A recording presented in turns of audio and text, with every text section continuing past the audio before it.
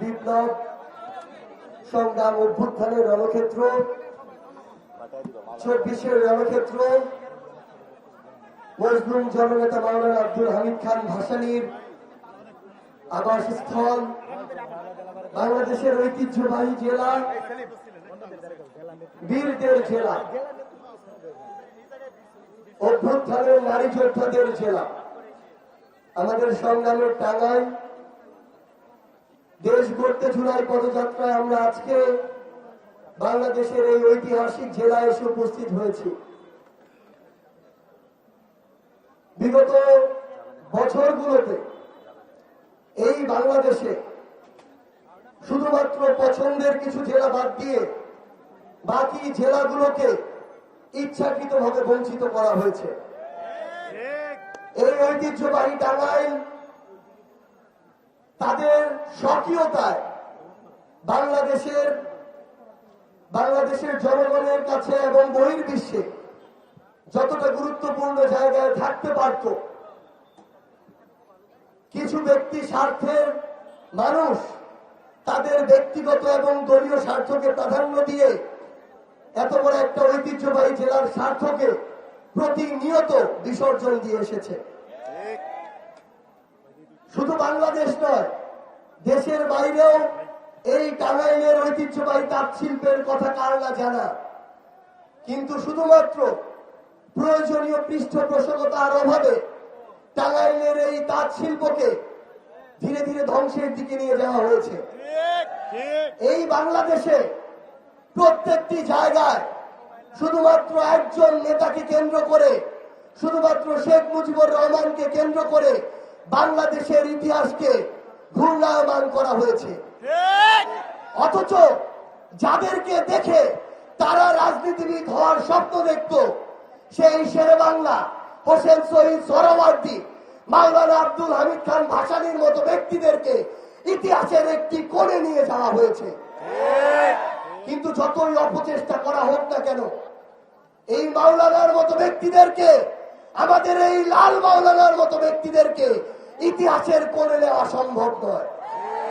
আমরা দেখেছি এই টাঙ্গাইলের উন্নয়নের অনেক গল্প দেওয়া হয়েছে, কিন্তু আমার এই টাঙ্গাইলের ঐতিহ্যবাহী হল, এই যে ভাসানী হল, যেই হলকে কেন্দ্র করে হয়তো আমার এই মজলুম ভাসানীর নাম বাংলাদেশের কোনায় কোনায় ছড়িয়ে পড়তে পারত, সেই হলকে মাদকাসক্তদের একটা আস্তানা বানানো হয়েছে। এভাবে শুধুমাত্র একজন ব্যক্তির ব্যক্তি পূজা করে ইতিহাসের অন্যান্য সকল গুরুত্বপূর্ণ অংশকে বিলুপ্ত করার সকল অপচেষ্টা চালানো হয়েছে। এই টাঙ্গাইলের এক পাশে যমুনা, আমরা দেখেছি বিগত বছরগুলোতে বাংলাদেশের নির্দিষ্ট কিছু জেলা এবং অঞ্চলে হাজার হাজার কোটি টাকার বরাদ্দ দিয়েছে, কিন্তু এই যমুনা পাড়ের টাঙ্গাইলের মানুষের জন্য হাজার কোটি টাকার কোনো বরাদ্দ আসেনি। যেটুকু হয়েছে, পুলিশকে, অন্যান্য বাহিনীকে বাংলাদেশের জন্য দেখতে চাই, বাংলাদেশের মানুষের জন্য দেখতে চাই। আমরা কোন দল, ব্যক্তি, গোষ্ঠীর জন্য আর প্রশাসনকে ব্যবহার হতে দেখতে চাই না। আমরা স্পষ্ট করে আরেকটা কথা বলি, আগামীর বাংলাদেশে আমরা মিডিয়াকেও কোন ব্যক্তি, গোষ্ঠী, দলের দালাল হিসেবে দেখতে চাই না। এই মিডিয়া যেন কোন ব্যক্তি বা দলের এজেন্ডা বাস্তবায়ন করার জন্য কাজে না লাগে। এই মিডিয়া যেন প্রপাগান্ডা বাস্তবায়ন সেলের অংশ হিসেবে কাজ না করে। 24-এর পূর্ববর্তী সময়ে কয়েকটি মিডিয়া অন্ধভাবে দলের দালালি করেছে। তাদের সংবাদ কর্মীরা আজকে তারা যে সেই চ্যানেলে কাজ করে সেটা বলতেও লজ্জা পায়। আমরা চাই না 24 পরবর্তী বাংলাদেশে কোন মিডিয়ার আর এই করুণ দশা হোক। আমার এই সংগ্রামী টাঙ্গাইলে আমরা আমাদের ভাই মারুফকে হারিয়েছি, কিন্তু এই টাঙ্গাইলে শহীদ মারুফ হত্যার যে বিচার, সেই বিচারের জন্য প্রশাসনের পক্ষ থেকে আসামি ধরার যে তৎপরতা, সেই তৎপরতা আমরা লক্ষ্য করিনি।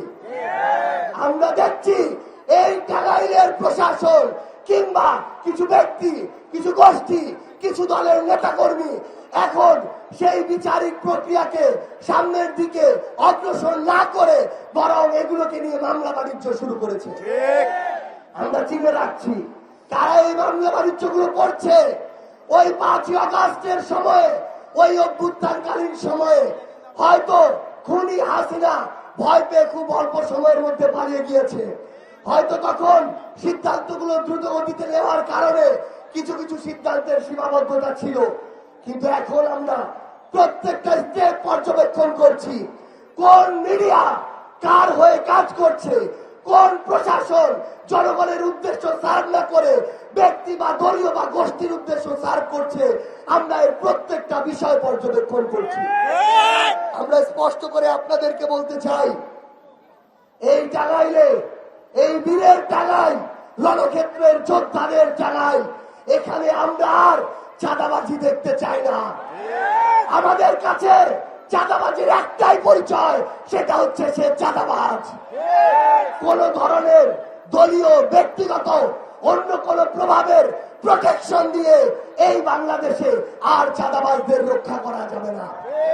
কেউ যদি চাঁদাবাজদের প্রোটেকশন দেওয়ার চেষ্টা করে তাহলে সেও চাঁদাবাজের, চাঁদার ভাগিদার হিসেবে বিবেচিত হবে। সংগ্রামের টাঙ্গাইল, বিপ্লবের টাঙ্গাইল, ঐতিহ্যবাহী টাঙ্গাইল, আপনাদেরকে অনুরোধ করব, আগামী যে প্রত্যাশিত বাংলাদেশ, এই বাংলাদেশ যদি আমরা প্রত্যাশা করি, আমাদের নিজেদের দায়িত্বটুকু পালন করতে হবে। খারাপকে খারাপ বলার সাহস থাকতে হবে, ভালোকে ভালো বলার মতো গার্ডস থাকতে হবে। আমরা যদি এটা করতে পারি তাহলে আর কোন চোর, বাটপার, যারা সিন্ডিকেট চালায়, মাদকের ব্যবসা করে, দুর্নীতি করে, চাঁদাবাজি করে, তারা আর আপনাদের আমাদের মাথার উপরে উঠে আসতে পারবে না। তাদেরকে মাথা থেকে মাটিতে ছুঁড়ে ফেলতে হবে। আপনাদের সাথে আমাদের আবারও দেখা হবে লড়াইয়ের রাজপথে অথবা বিজয়ে। ইনকিলাব জিন্দাবাদ, জাতীয় নাগরিক পার্টি এনসিপি জিন্দাবাদ, টাঙ্গাইল জিন্দাবাদ। ইনকিলাব, ইনকিলাব, জিন্দাবাদ, জিন্দাবাদ, জিন্দাবাদ, জিন্দাবাদ।